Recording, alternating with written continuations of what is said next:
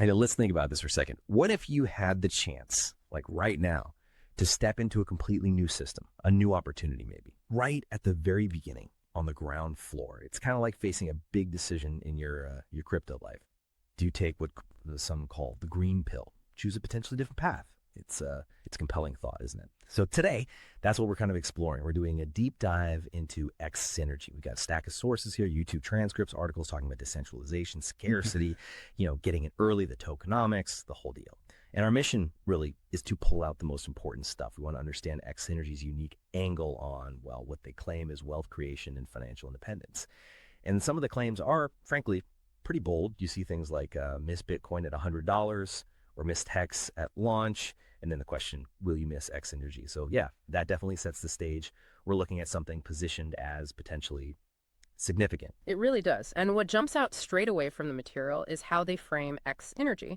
It's consistently talked about as, more than just another project. It's described almost as a movement. A movement. Huh. Okay, that's a strong word. Yeah, it suggests something bigger than just code or tokens. It's like there's a collective idea, a philosophy driving it, aimed at changing how people interact with finance. Interesting. A movement. So not just tech, but an ethos. What are the core ideas there? What's the philosophy the sources talk about? And maybe more importantly, how do they say these ideas are like better than the old ways? Right. So the foundation seems to be built on decentralization and empowerment, big themes. The materials constantly hit this point. Xsynergy is 100% decentralized, and it's built by the people for the people. Okay, 100% decentralized. What does that actually mean in practice, according to them? No central control. Exactly. They stress that means no single company, no CEO, no insiders pulling strings behind the scenes. It's meant to be run by code smart contracts and the community itself.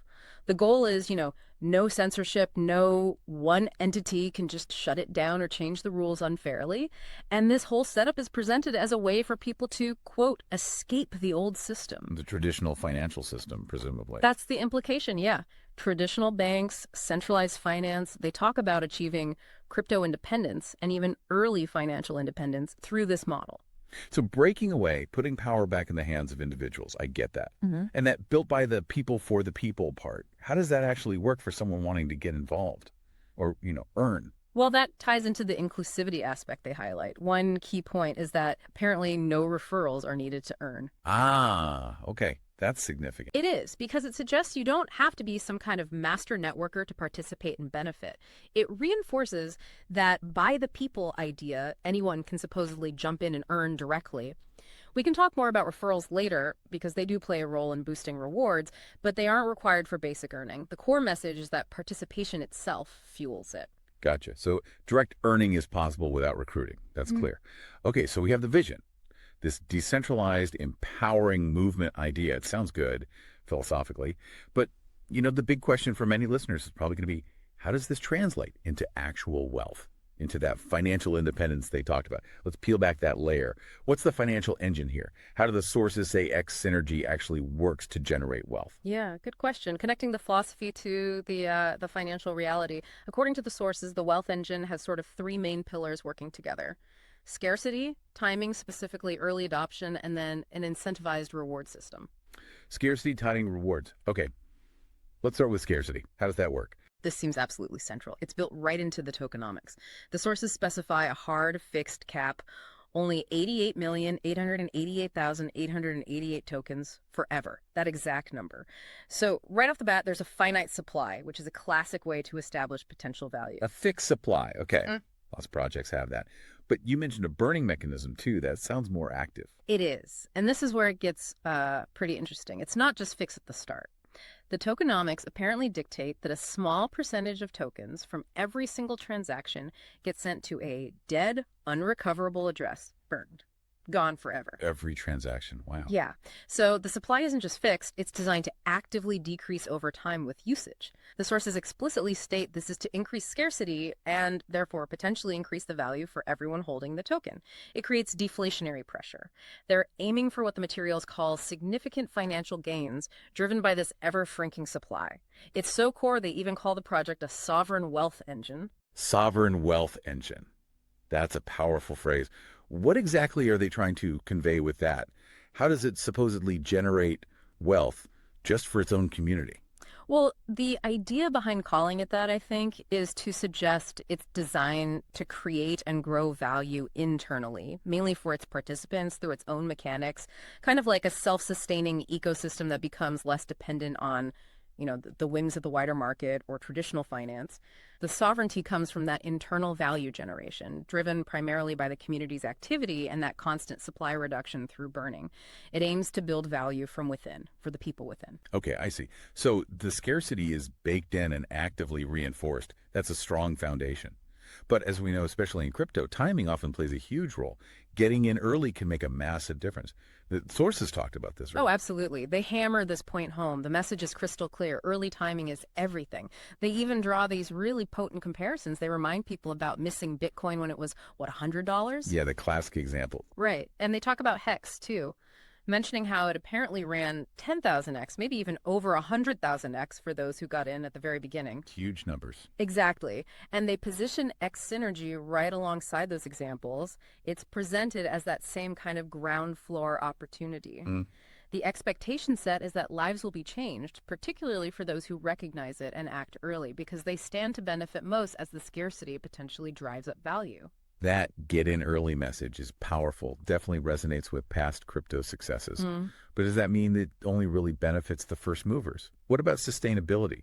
Do the sources mention anything for people who might join or, later on, is there still value or growth potential? That's a really important point, the long-term view. And yes, while the biggest potential gains are often associated with being earliest, the sources also frame that continuous burning mechanism as a benefit for all holders whenever they join.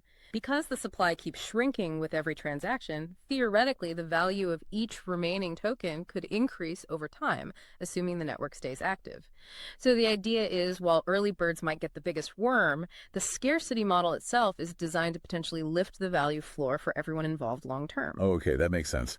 So it's not just about the initial rush. The burn is meant for ongoing value, right? So we have scarcity through a fixed and decreasing supply, plus the advantage of early timing. Those are two big parts.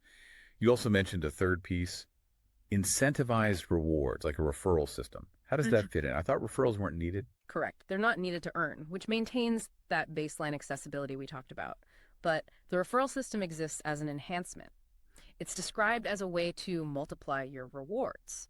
So it's optional, but it offers a direct financial incentive to help grow the community. How does it work, basically? Share it, get more tokens. Essentially, yes. The sources explain that by sharing Xsynergy with others in your network, you can earn additional tokens based on their activity or participation, depending on the specifics. It's designed as a way to boost your own holdings and potential returns significantly. And from the project's perspective, it encourages organic growth and network effects. More active participants potentially means more transactions, which feeds the burning mechanism and strengthens the whole movement.